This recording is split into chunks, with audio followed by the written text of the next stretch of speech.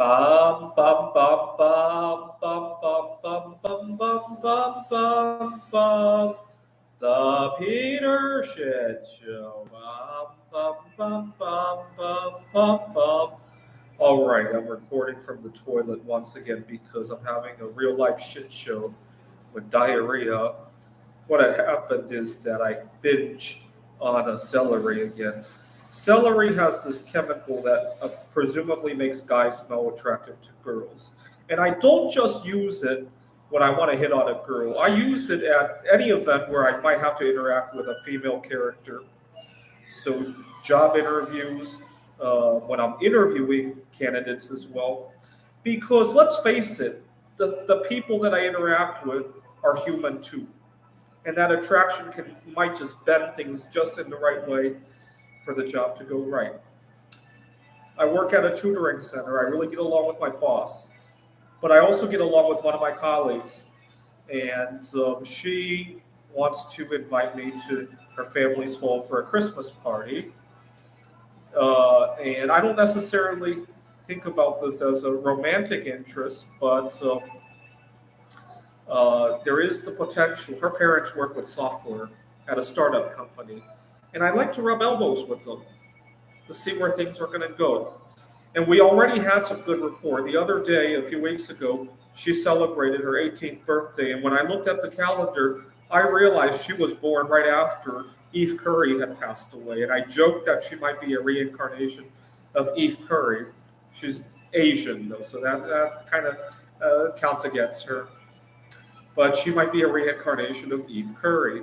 Funny thing is, she knew who Eve Curry was, but she never connected that she was born 3 days after Eve Curry passed away. And she never even realized Eve Curry was alive so recently, right? She thought that was like history, right? I still remember when Eve Curry passed away. Uh, anyway, unfortunately, it has this unpleasant side effect of having a shit show.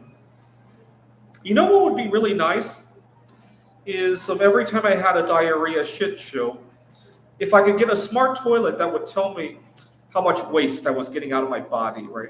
How much mercury was coming out, how much, I'm autistic. I don't detoxify heavy metals very well.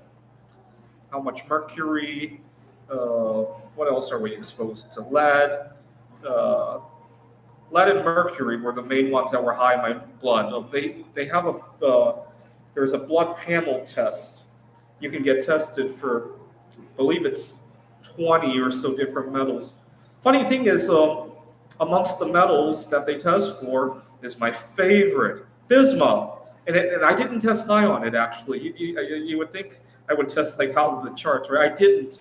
And the reason for that is that it's actually the bismuth plus 5 compounds that would give you trouble. And your everyday bismuth, whether it be the zero oxidation like in the metal or the plus 3, which is what gives bismuth its color, and the stuff in Pepto-Bismol, that actually clears the body really fast. So very different concept, right? But I was high in mercury and lead, so it'd be nice to have a toilet that told you how much of that crap was coming out, right? Although if I had a toilet that told you what was coming out, it might actually measure high in bismuth because it's actually coming out, right? The blood panel is a whole different story, right? This is the Peter Dislike Show. Bum, bum, bum, bum, bum, bum, bum, bum, bum, bum, bum, bum.